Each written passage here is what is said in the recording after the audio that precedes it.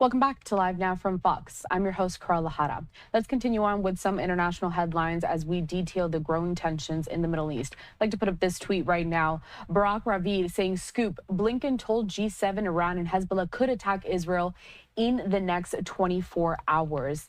As we continue to cover this, there are fears that the Iranian attack on Israel could expand the scope of the war. Fox News correspondent Alex Hogan is in Tel Aviv with the latest.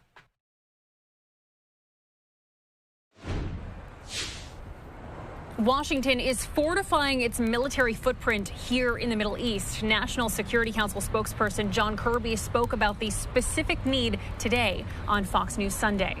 Look, when the Supreme Leader says he's going to avenge, we have to take that seriously. Now, I don't know what they're going to do or when they're going to do it, but we got to make darn sure that we're ready and that we have the capabilities in the region to be able to help Israel defend itself and, quite frankly, defend our own people, our own facilities, our own national security interests. The IDF is preparing to defend itself while expecting another attack similar to the massive strike in April when Iran launched more than 300 drones and missiles against Israel in one night alone. Iran says that was in retaliation for an Israeli strike on a diplomatic facility in Damascus, which killed a top Iranian general. Now, following the death this past week of this Hamas political leader, Iran has promised revenge, and Hezbollah's leader has promised a new phase of the fighting.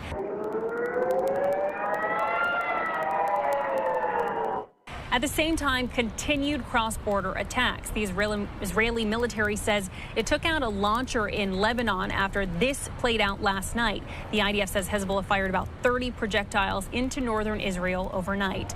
And new fighting taking place in Gaza. Hamas says that Israeli strikes in the last day killed as many as 18 people and dozens more are wounded after attacks on a hospital and an old school, but both of which the IDF claims were being used to make weapons. At the same time, long lines forming at airports as foreign nationals from countries like the UK, US, and France are being told to leave the country as soon as possible. In Tel Aviv, Israel, Alex Hogan, Fox News. Thank you to Alex Hogan for that report. I'd like to continue on that conversation now by bringing in national security analyst, retired Marines intelligence officer, Hal Kempfer. Hal, always good to see you. I'd like to start by talking about what the strategy for Iran could look like as that response is expected, and already the IDF and the U.S. are mobilizing forces in the region. Corral, they could do a number of different things. They could do a repeat of April, where they launched I think it was about 120 drones, and then a bunch of ballistic missiles, about 170, and then there were some cruise missiles. And that was over 300 different types of strikes, if you will, or missiles and drones mix that was going towards Israel. However, in April, they kind of telegraphed their move. They kind of let everybody know this is what they were probably going to do. The U.S. was ready for them. The U.K. had forces in there. There were Arab allies that were ready to do intercept missions. And of course, in the Israeli Iron Dome system, and all of that intercepted it quite capably. The most dangerous course of action is if they do something like that again. At least that's assessed by the Institute for the Study of War, that they would do something like that, but they haven't appeared to be telegraphing much, if anything, what the retaliation is going to be. And of course, they're also very likely to use their proxies in the area. You just saw what happened with Hezbollah launching out of southern Lebanon. Well, imagine that much bigger. They've got about 150,000 missiles in southern Lebanon that Hezbollah controls, and they could easily overwhelm the Iron Dome system. And then they have proxy, Shiite extremist proxies, if you will, in Syria and Iraq that could launch simultaneously from there onto not just Israel, but also launching onto U.S. bases and U.S. facilities throughout the Middle East, particularly in Syria and Iraq, or maybe elsewhere in the Middle East. And then, of course, we saw that the Houthis got a drone into Tel Aviv, and there is some thought that the Houthis could also do something at the same time. And the idea is that they would have a huge amount of drones and missiles and cruise missiles coming at Israel all at the same time, overwhelming that Iron Dome system, overwhelming their air defense system. That's the fear that everyone has. That's certainly the fear that Israel has, that something like that could happen, and that could cause a lot of damage, particularly as with Hezbollah, it could be sustained over a period of days. with the sheer amount of missiles that they have available to them. Hal, continuing to speak on the fears that are being felt around the world, I'd like to pull up this tweet here from Fox News correspondent Trey Yings.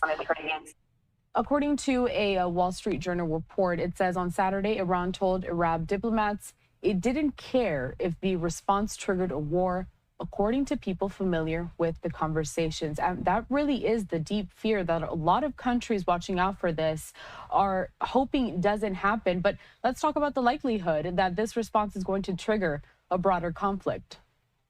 Well, it could trigger a broader conflict. Of course, if you're Nasrallah, the head of Hezbollah, your fear is that you get drawn into this thing and it triggers a war where Israel destroys Hezbollah, but Iran still, survives because of, if nothing else, sheer geography protecting it because it's not adjacent to Israel. It's not even close to Israel, geographically speaking. So that would be the fear that Nasrallah would have, is that they may launch this huge retaliation, that Hezbollah is getting pulled into being part of it, as it appears they already are part of it. And of course, Hezbollah has its own reason to retaliate, completely separate apart from the Hania strike in Tehran, because they lost their military chief in an Israeli strike, or at least what was believed to be an Israeli strike in Beirut, literally that same day, that same night. So what their fear is that they would get pulled in, they would be sacrificed, if you will, in the war of attrition against the Israeli Defense Forces, and that Iran would live to fight another day. And I don't think Nasrallah wants to see his organization, see his force, if you will, basically sacrificed in such a way. So they'd be concerned to that.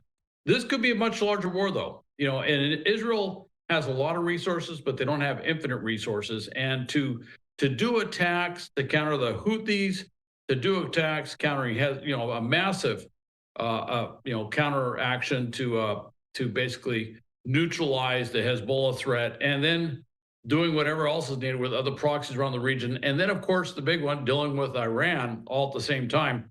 That's going to tax their resources. And by the way, if you're talking about something that big, you're talking about a regional war. That's how big that is. I mean, you look at the region, you've pretty much looked at the region. You got Iran, you got Syria, you got Iraq, you got Hamas and Gaza, and then you got the Houthis all the way down at the bottom of the Saudi Peninsula. That is a regional war by definition. And that, of course, would be the big concern. On the screen, we do have a live look out of Jerusalem and Israel, and I'd like to pivot the conversation and talk about their strategies going forward. Here's a tweet from the Prime Minister Benjamin Netanyahu. It says, Iran and its minions are looking to surround us in a stranglehold of terrorism. We are determined to stand against them on every front and in every arena, near and far. Whoever seeks to harm us will pay a very heavy price. Every moment and hour that passes, now that we know that this retaliation from Iran is imminent, of course, Israel is trying to strategize on what they're going to do when it does come. So what are the talks happening within Benjamin Netanyahu's cabinet at the moment? Well, Carl, certainly one of the big talks is dealing with air defense and missile defense. It's also dealing with civil defense, if you will, how the people are going to be arrayed. When do they need to send them down to the shelters? When do they need to move people? I'm sure there's even discussions about should they open up the schools on Monday. If schools are going to be open on Monday, I'm sure some will be. But they're going to be having basic discussions like that, which is going to be, when would this hit? How big would it be? What do we have to do to protect the Israeli people and all of this? And so it's going to be a very big discussion. And of course, there's discussion with the U.S. as far as what we're going to do to help intercept any missiles coming into Israel, that could shoot across territory where we have air defense capability, particularly in the Middle East, Persian Gulf area, areas like that. So there's a lot of discussion that's going on across the board. This is potentially a lot of missiles. And Hezbollah, one thing I'd point out, Iran is quite a ways away. So when Iran launches from Iranian territory, there's a lot of early warning that their stuff is coming. Doesn't mean they can intercept everything, but it does mean they have early warning. When you see stuff launched out of southern Lebanon by Hezbollah, or launched even out of Syria or Iraq by other Iranian proxies, that has a much shorter flight time, if you will. a much shorter trajectory and a much shorter time of warning, if there's much warning at all, that it's coming in. And that's what they're concerned about, is that they would have warning if Iran did it, but if they leveraged all these proxies, they may not. Now, one thing I will say is that I think that was a big wake-up call when the Houthis did that rather elongated flight with the drone that came in from the sea and hit Tel Aviv. I think that was a kind of a wake-up call to say they need to have better 360 air defense all around. They had been expecting missiles and other things to come in from certain areas. They did not expect anything to come in from the sea, apparently. And that probably has been closed off. I imagine they've kind of taken some defensive measures there. And they may be looking at more defensive measures there because they could anticipate that others, seeing that that was a vulnerability, may try to exploit it. Even if it's no longer a vulnerability, they may try to exploit it thinking it is a vulnerability. So these are some of the more, I would say, more tactical operational discussions that you would see within the Israeli Defense Forces and certainly with the Prime Minister's office. Hal, I'm going to bring back this tweet for a moment that I did have on the screen while you were giving us that last answer, saying F-22 Raptors are deploying to the Middle East. A person familiar with the mission told AS Forces magazine. F-22 squadron will add to U.S. Air Force's 3 existing combat aircraft squadrons in the Middle East. F-15Es, F-16s, and A-10s are already deployed to CENTCOM. Hal, I do have one final question before we head to a quick commercial break. And it concerns with how much does the Middle Eastern tensions and also the war in Gaza really are going to change, and kind of the direction they're going to take, how much of that rides on this looming attack from Iran? Well, if Iran does a major attack, if they launch a huge strike, whoa,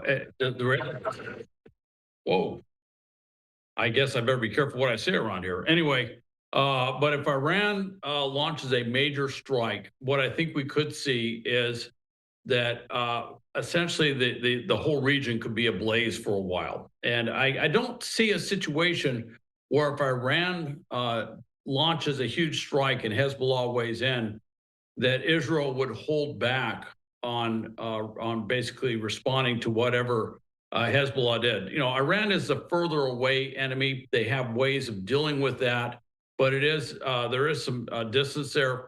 Hezbollah is right on the border. They are already exchanging fire daily, and if they weigh in on this, they could do a sequential thing, which is, you know, basically respond to Iran, fix them in place, cause attrition and damage, but neutralize Hezbollah. That would probably be the first thing. But that's going to change the whole thing. At that point, you have a major war much beyond what we see in Gaza. And it's probably going to change the world picture and the diplomatic picture around the world as well, in terms of how everyone is looking at the war in Israel. By the way, I would point out one thing. A lot of the protests, a lot of the things are focused on what's going on right now, are focused on what's happening in the Gaza Strip. And many of them are saying, hey, Israel is using too much force and dealing with Hamas in the Gaza Strip, and also concerns about what Israel's doing in the West Bank.